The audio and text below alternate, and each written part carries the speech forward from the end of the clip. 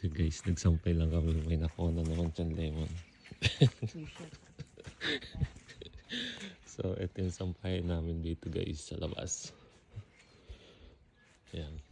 Ayan yung pinakasampayan namin. So, sana naman kahit pa paano matuyo. Kaya lumabas yung haring araw guys. Ang hirap magpatuyo lalo na pagka ganitong malamig. Tapos ayan o. Ang dami mga prutas dito guys. Hindi. Ayan, naglalaglagan na nga lang.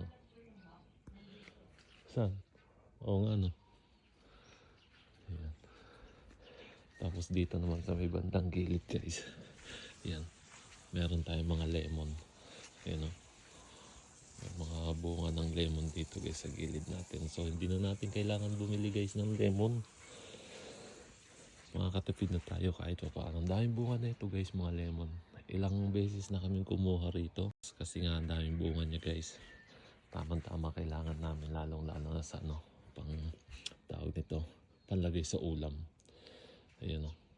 Dami. Tapos ayan o. Naglalaglagan na lang yung mga bunga.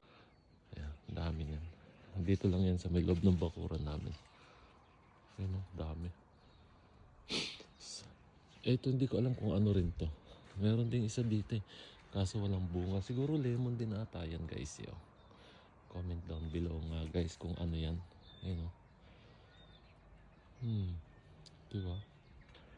So ganda dito sa may bakuran namin guys. Oo. Kaya yan yung aming mga sampay. Sana naman kahit pa paano eh matuyo lahat yan guys. Kasi ang hirap talaga magpatuyo dito sa ano sa amin lalong-lalo na ngayong winter guys. Kaya naman pasalamat kami kasi kahit pa paano lumabas yung haring araw guys. Ayun, no? Yung haring araw.